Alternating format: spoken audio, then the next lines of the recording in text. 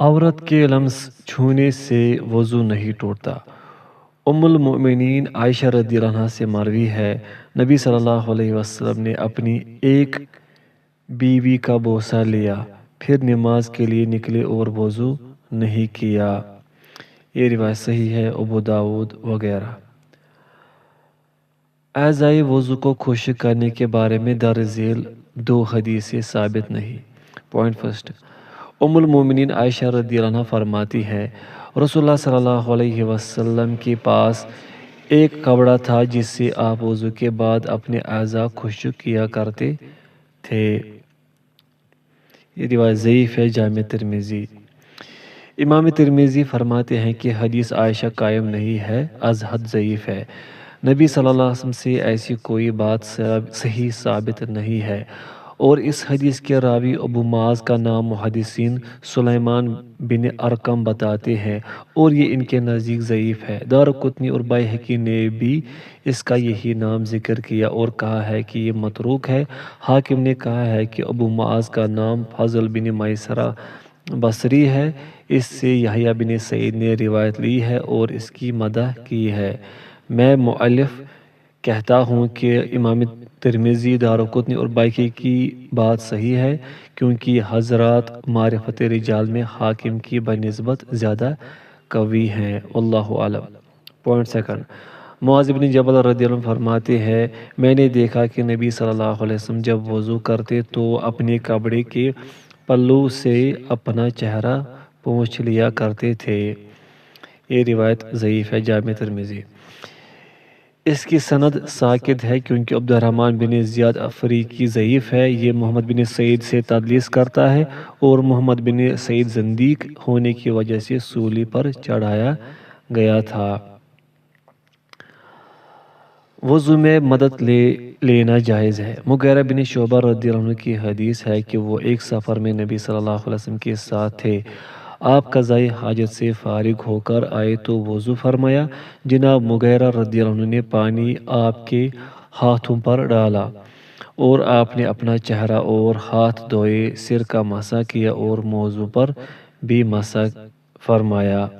صحیح البخاری و صحیح مسلم۔ وضو کی خود ساختہ دعائیں۔ رسول اللہ صلی اللہ علیہ وسلم کی سنت سے وضو کے شروع میں بسم اللہ اور وضو مکمل کرنے پر مسنون دعا شہادتین کا پڑھنا ثابت ہے، لیکن بعض لوگ وضو میں ہر عضو دھوتے وقت مخصوص دعائیں پڑھتے ہیں جو غیر معتبر مروجہ کتب نماز میں پائی جاتی ہے۔ واضح ہو کہ یہ دعائیں رسول اللہ صلی اللہ علیہ وسلم کی سنت اور صحابہ کرام رضی اللہ عنہم کے عمل سے ثابت نہیں، یہ اپنی طرف سے ایجاد ہے جس کی شرعاً اجازت نہیں۔ امام نووی اور حافظ ابن قیم رحمہ اللہ فرماتے ہیں کہ ہر عضو کے لیے مخصوص اذکار و دعاؤں کے بارے میں رسول اللہ صلی اللہ علیہ وسلم سے کوئی چیز ثابت نہیں۔ ہنسنے سے وضو نہیں ٹوٹتا۔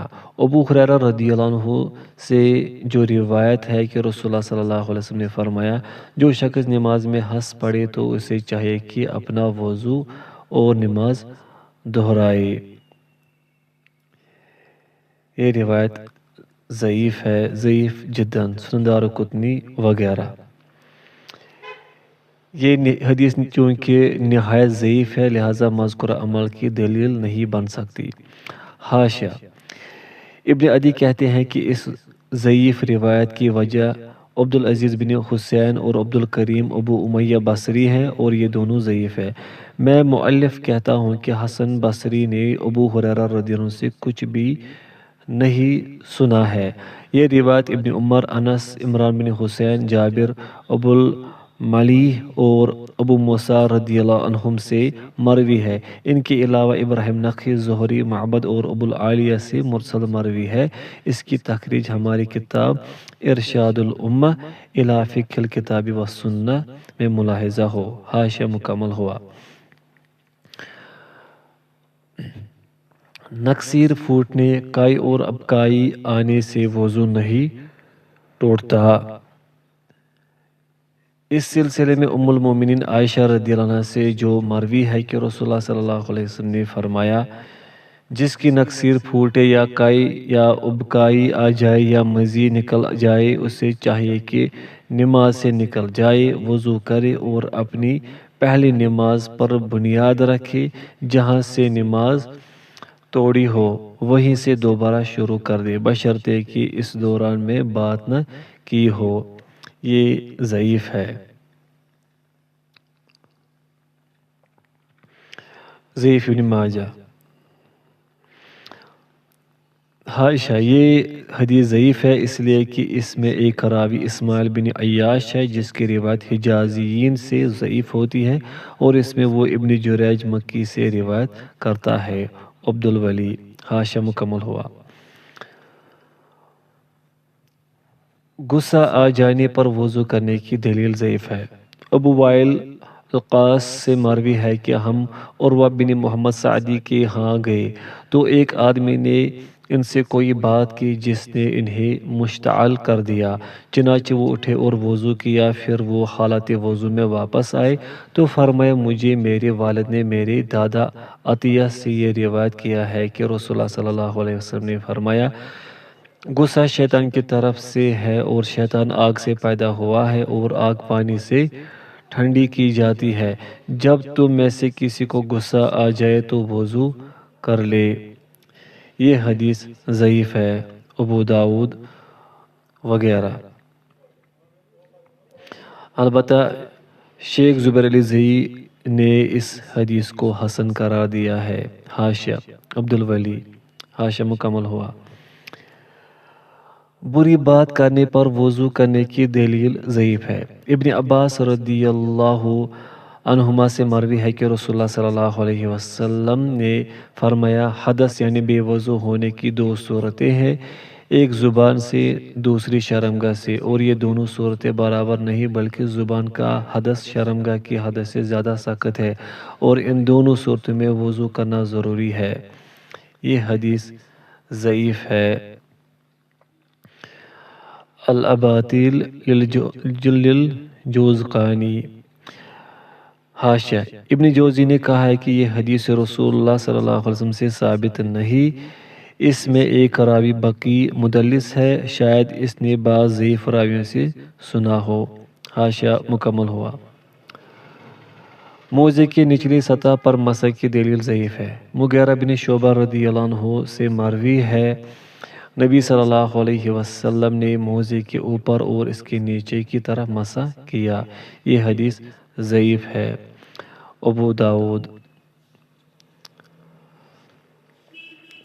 غسل کے مسائل۔ غسل کب واجب ہوتا ہے؟ سوتے یا جاگتے ہوئے مادہ منویہ خارج ہونا۔ علی رضی اللہ عنہ کہتے ہیں میں نے نبی صلی اللہ علیہ وسلم سے مزی کے متعلق دریافت کیا تو آپ نے فرمایا مزی سے وضو ہے اور منی سے غسل۔ یہ روایت صحیح ہے۔ جامع ترمذی وغیرہ۔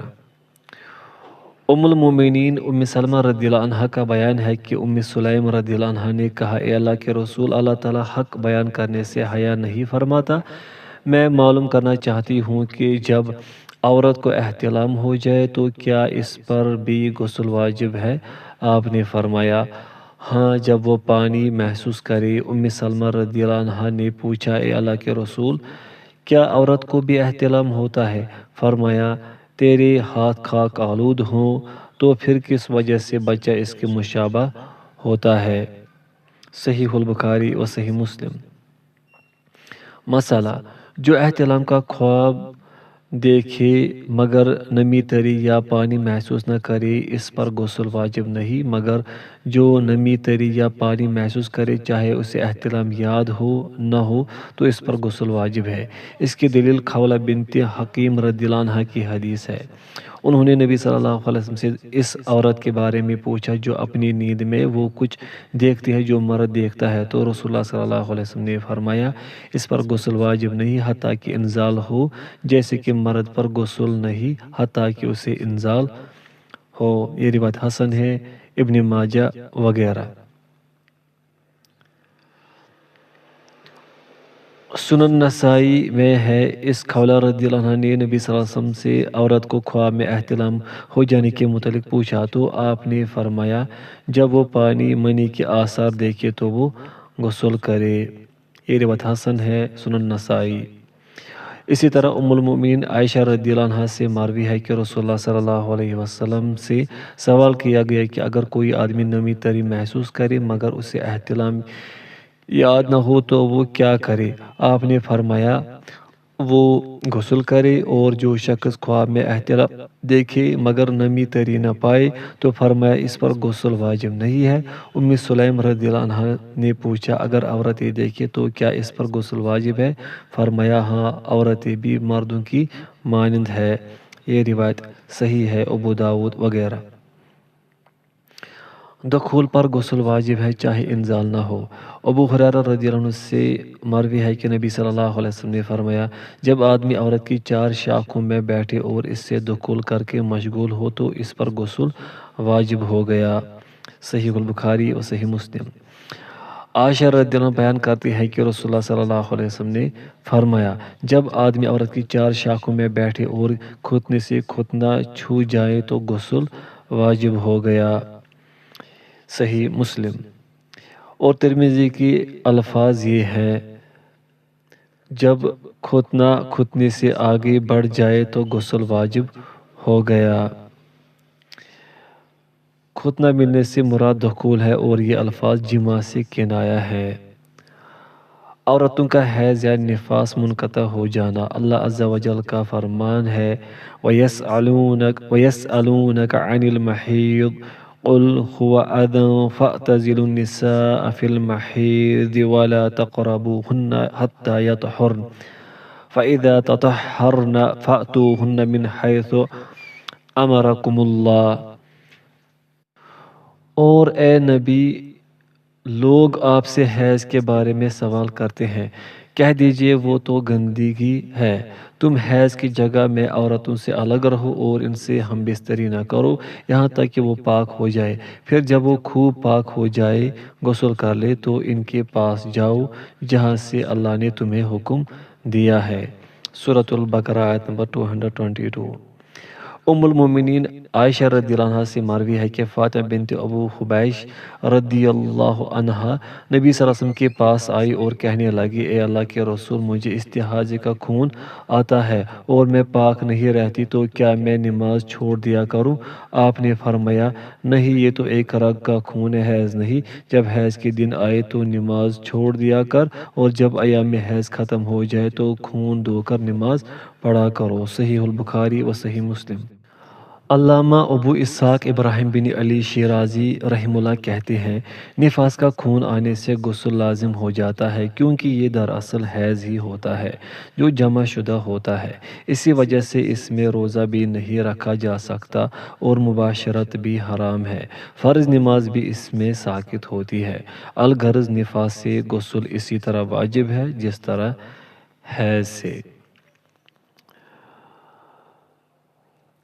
امام نووی رحمہ اللہ کہتے ہیں علماء کا اجماع ہے کہ حیض اور نفاس سے غسل واجب ہے، اس میں ابن منذر اور ابن جریر طبری وغیرہ نے اجماع نقل کیا ہے۔ المجموع۔ کافر کا مسلمان ہونا۔ قیس بن عاصم رضی اللہ عنہ کہتے ہیں کہ میں نبی صلی اللہ علیہ وسلم کی خدمت میں حاضر ہوا کیونکہ میں اسلام قبول کرنا چاہتا تھا، تو آپ نے مجھے حکم دیا کہ میں پہلے ایسے پانی سے غسل کر کے آؤں جس میں بیری کے پتے ملے ہوئے ہوں۔ یہ روایت حسن ہے، ابو داود وغیرہ۔ وہ امور جو جنبی آدمی پر حرام ہے۔ جنبی کے لیے مسجد میں رکنا حرام ہے۔ ام المؤمنین عائشہ رضی اللہ عنہا سے مروی ہے کہ رسول اللہ صلی اللہ علیہ وسلم تشریف لائے، دیکھا کہ لوگوں کے گھروں کے دروازے مسجد میں کھلتے ہیں تو آپ نے فرمایا ان گھروں کے دروازوں کو مسجد کی طرف سے پھیر دو، یعنی بند کر دو۔ آپ دوبارہ تشریف لائے تو دیکھا کہ لوگوں نے اس کے بارے میں اس امید سے کچھ بھی نہیں کیا کہ شاید ان کے لیے رخصت نازل ہو جائے گی۔ آپ ان کے طرف دوبارہ گئے اور فرمایا ان گھروں کو مسجد کی طرف سے ہٹا دو کیونکہ میں مسجد کو حائضہ عورت یا کسی جنبی کے لیے حلال نہیں سمجھتا۔ یہ روایت حسن ہے۔ ابو داود۔ حاشیہ شیخ زبیر علی زئی حافظ اللہ آج تو رحمہ اللہ نے بھی اس حدیث کو حسن قرار دیا ہے، اگرچہ شیخ البانی رحمہ اللہ نے اسے ضعیف قرار دیا ہے، لیکن راجح یہ ہے کہ یہ حسن ہے، جبکہ ان سے پہلے حافظ ذیلی رحمہ اللہ نے بھی اس حدیث کو حسن قرار دیا ہے۔ تفسیر کے لیے دیکھیں نظم الرعایا۔ عبدالولی۔ حاشیہ مکمل ہوا۔ نماز۔ جنبی کے لیے نماز پڑھنا حلال نہیں، خواہ فرض نماز ہو یا نفل، حتیٰ کہ نماز جنازہ بھی حلال نہیں۔ طواف۔ جنبی کے لیے بیت اللہ کا طواف کرنا بھی حلال نہیں، جیسا کہ قبل ازیں وہ مواقع جن کے لیے وضو واجب ہے کے تحت اس کے دلائل بتا دیے گئے ہیں۔ غسل کے ارکان اور اس کی سنتیں۔ ارکان غسل۔ پوائنٹ فرسٹ، نیت۔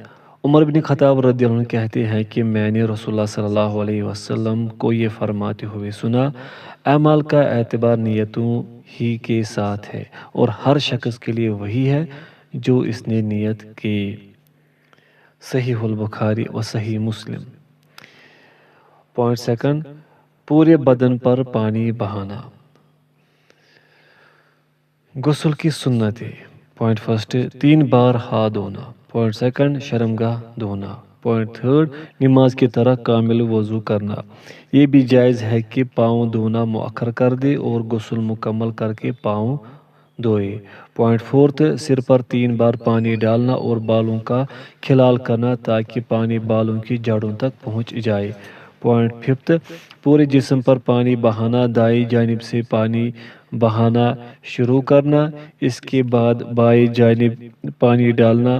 اس کی دلیل ام المومنین عائشہ رضی اللہ عنہا کی حدیث ہے، وہ کہتی ہیں رسول اللہ صلی اللہ علیہ وسلم جب غسل جنابت کرتے تھے تو پہلے اپنے ہاتھ دھوتے تھے، پھر اپنے دائیں ہاتھ سے بائیں پر پانی ڈالتے اور شرمگاہ دھوتے، پھر نماز والا وضو کرتے، پھر پانی لے کر انگلیاں بالوں کی جڑوں میں پھیرتے، حتیٰ کہ جب آپ سمجھتے کہ پانی بالوں کے تہ تک پہنچ گیا ہے تو پھر سر پر 3 لپ پانی ڈالتے، پھر اپنے پورے جسم پر پانی بہاتے اور پھر پاؤں دھو لیتے تھے۔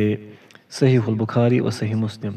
اسی طرح ابن عباس رضی اللہ عنہما سے مروی ہے کہ ام المومنین میمونہ رضی اللہ عنہا بیان کرتی ہیں، میں نے رسول اللہ صلی اللہ علیہ وسلم کے لیے غسل کا پانی رکھا، آپ نے 2 یا 3 بار اپنے ہاتھ دھوئے، پھر بائیں ہاتھ پر پانی ڈالا اور شرمگاہ دھوئی، پھر اپنے ہاتھ زمین پر رگڑے، پھر کلی کی اور ناک میں پانی چڑھایا، پھر چہرہ مبارک دھویا، ہاتھ کہنیوں تک دھوئے، پھر اپنے جسم پر پانی بہایا، پھر اپنی جگہ سے ہٹ کر پاؤں دھو لیے۔ صحیح البخاری و صحیح مسلم۔ عورت کا غسل۔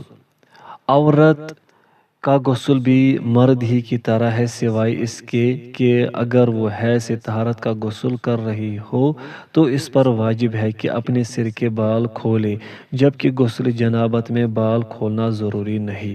ام المومنین ام سلمہ رضی اللہ عنہا کہتی ہیں کہ میں نے کہا، اے اللہ کے رسول، میں اپنے سر کے بال بڑے سخت کر کے باندھتی ہوں، تو کیا غسل جنابت کے لیے انہیں کھولا کروں؟ اور ایک روایت میں جنابت کے ساتھ ساتھ حیض سے طہارت کے غسل کا بھی ذکر آیا ہے۔ آپ نے جواباً ارشاد فرمایا، نہیں، تمہارے لیے اتنا ہی کافی ہے کہ اپنے سر پر 3 لپ پانی ڈال لیا کرو۔ صحیح مسلم۔ حاشیہ حیض سے طہارت کے غسل کے لیے سر کے بال کھولنے کے وجوب پر کوئی صریح دلیل موجود نہیں، دیکھیے الصحیحہ اور نیل الاوطار۔ عبدالولی۔ حاشیہ مکمل ہوا۔ جناب عبید بن عمیر سے مروی ہے کہ ام المومنین عائشہ رضی اللہ عنہا کو اطلاع ملی کہ جناب عبداللہ بن عمر رضی اللہ عنہما عورتوں کو حکم دیتے ہیں کہ جب انہیں غسل جنابت کرنا ہو تو اپنے بال کھولا کرے۔ اس پر عائشہ رضی اللہ عنہا نے فرمایا، تعجب ہے کہ ابن عمر عورتوں کو غسل میں بال کھولنے کا حکم دیتے ہیں، وہ مختصراً یہی کیوں نہیں کہہ دیتے کہ عورتیں اپنے سر منڈوا لے؟ حالانکہ میں اور رسول اللہ صلی اللہ علیہ وسلم ایک ہی برتن میں سے پانی لے کر غسل کر لیا کرتے تھے، اور میں اپنے سر پر 3 لب پانی ڈالنے سے زیادہ کچھ نہیں کرتی تھی۔ صحیح مسلم۔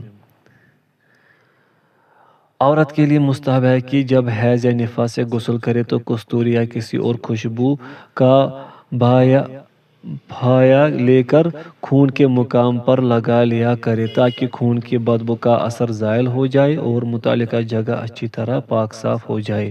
ام المومنین عائشہ رضی اللہ عنہا سے مروی ہے کہ اسماء رضی اللہ عنہا نے نبی صلی اللہ علیہ وسلم سے غسل حیض کے بارے میں پوچھا تو آپ نے فرمایا، تمہیں عورتوں کو چاہیے کہ پانی اور بیری کے پتے لے، پھر خوب اچھی طرح وضو کرے، پھر اپنے سر پر پانی ڈالے اور اسے خوب ملے حتیٰ کہ پانی اس کے جڑوں اور تہ تک پہنچ جائے، پھر اپنے اوپر پانی بہائے، پھر کستوری لگا ہوا پھایا لے کر پاکیزگی حاصل کرے۔ اسما نے کہا، میں اس کے ساتھ کیسے پاکیزگی حاصل کروں؟ تو آپ صلی اللہ علیہ وسلم بولی، سبحان اللہ، تو اس کے ساتھ پاکیزگی حاصل کر۔ عائشہ رضی اللہ عنہ نے آہستگی سے کہا، اسے خون کی جگہ پر لگائے۔ پھر اسما رضی اللہ عنہ نے غسل جنابت کے بارے میں پوچھا تو آپ نے فرمایا، چاہیے کہ پانی لے، وضو کرے اور عمدہ وضو کرے، یا فرمایا کہ مکمل وضو کرے، پھر اپنے سر پر پانی ڈالے اور اسے ملے حتیٰ کہ بالوں کی جڑوں تک پہنچ جائے، پھر اپنے جسم پر پانی بہا لے۔ عائشہ رضی اللہ عنہا فرماتی ہے، انصار کی عورتیں بہت اچھی تھیں کہ دین کی سمجھ حاصل کرنے میں انہیں کوئی حیا مانی نہ ہوتی تھی۔ صحیح مسلم۔ میاں بیوی کے لیے جائز ہے کہ ایک ہی جگہ ایک ہی برتن سے اکٹھے غسل کر لے۔ عائشہ رضی اللہ عنہا بیان کرتی ہیں، میں اور رسول اللہ صلی اللہ علیہ وسلم ایک ہی برتن سے جو میرے اور آپ کے درمیان ہوتا تھا غسل کر لیا کرتے تھے۔ آپ پانی لینے میں مجھ سے جلدی کرتے، حتیٰ کہ میں کہتی تھی، میرے لیے بھی پانی چھوڑیے، میرے لیے بھی چھوڑیے۔ وہ فرماتی ہے، اور ہم دونوں جنبی ہوتے تھے۔ صحیح البخاری و صحیح مسلم۔ حاشیہ، اس مضمون کی احادیث موقع بموقع اس لیے بیان کی جاتی ہے کہ ان کا تعلق ایک مسلمان کی خانگی زندگی سے ہے۔ اگر یہ احادیث بیان نہ ہوتی تو ان کا امور کا جائز یا ناجائز ہونا مشتبہ رہتا۔ اب ان احادیث کی روشنی میں یہ اشکال جاتا رہا ہے۔ اب کسی شخص کو اپنے ان مخفی خانگی امور کا بلا وجہ تذکرہ کرنا زیبا نہیں۔ مترجم۔ حاشیہ مکمل ہوا۔ مرد عورت کے بچے ہوئے پانی سے وضو یا غسل کر لے تو یہ جائز ہے۔ ابن عباس رضی اللہ عنہما سے مروی ہے کہ نبی کریم صلی اللہ علیہ وسلم کے گھر والوں میں سے کسی نے ایک بڑے پانی بھرے لگن سے غسل کیا، پھر نبی کریم صلی اللہ علیہ وسلم تشریف لائے اور وضو یا غسل کرنے لگے تو اس نے کہا، اے اللہ کے رسول، میں جنابت سے تھی۔ آپ نے فرمایا، پانی تو جنبی نہیں ہوتا۔ یہ روایت صحیح ہے، سنن ابو داؤد۔ مسنون غسل کے مواقع۔ جمعہ کے لیے غسل۔ ابن عمر رضی اللہ عنہما سے مروی ہے کہ رسول اللہ صلی اللہ علیہ وسلم نے فرمایا، جب تم میں سے کوئی نماز جمعہ کے لیے آئے تو غسل کر لے۔ صحیح البخاری و صحیح مسلم۔ اور اس امر کو واجب سے استحباب اور سنت کے درجے میں لانے کی دلیل یہ ہے کہ سمرہ بن جندب رضی اللہ عنہ بیان کرتے ہیں کہ رسول اللہ صلی اللہ علیہ وسلم نے فرمایا، جس نے جمعہ کے دن وضو کیا تو بہتر کیا، یہ اچھا عمل ہے، اور جس نے غسل کر لیا تو غسل افضل ہے۔ یہ روایت حسن ہے، ابو داؤد۔ حاشیہ، جمعہ کے لیے غسل کو واجب کے بجائے مسنون کہنا درست نہیں۔ حقیقت یہ ہے کہ غسل جمعہ واجب ہے۔ ابو سعید خدری رضی اللہ عنہ کی حدیث ہے کہ رسول اللہ صلی اللہ علیہ وسلم نے فرمایا، جمعہ کے دن کا غسل ہر بالغ شخص پر واجب ہے۔ رہ گئی سمرہ بن جندب رضی اللہ عنہ کی حدیث تو سندن محل کلام ہونے کے علاوہ اس میں کوئی صراحت اور دلیل نہیں ہے کہ غسل جمعہ واجب نہیں۔ زیادہ سے زیادہ بات اس میں یہ ہے کہ وضو اچھا عمل ہے اور غسل جمعہ افضل ہے، اور اس میں کسی کو بھی شک نہیں۔ افضل ہونے سے عدم وجوب ثابت نہیں ہوتا۔ قرآن مجید میں اللہ تعالیٰ نے فرمایا، اور اگر اہل کتاب ایمان لے آئے تو یہ ان کے لیے بہتر ہے۔ تو کیا لفظ خیر جو افضل کی طرح اس میں تفضیل ہے اس بات پر دلالت کرتا ہے کہ ایمان و تقوی فرض نہیں؟ بہرحال غسل جمعہ واجب ہے۔ تفصیل کے لیے دیکھیے المحلہ لابن حزم و فتح الباری، احکام الاحکام، نائل الاوتار اور تمام المنہ عبدالولی۔ سامعین، اس میں کافی اختلاف ہے۔ اکثریت جو اہل حدیث ہے وہ اس کو سنت کہتے ہیں جو جمعہ کا غسل ہے۔ حاشیہ مکمل ہوا۔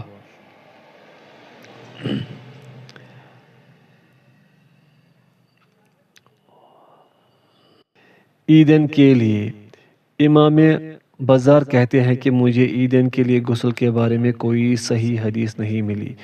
میں مؤلف عرض کرتا ہوں کہ ابن عمر رضی اللہ عنہما سے مروی ہے کہ وہ عید الفطر کے دن عیدگاہ جانے سے پہلے غسل کیا کرتے تھے۔ یہ اثر صحیح ہے، الموطا للامام مالک وغیرہ۔ حاشیہ، اس کے علاوہ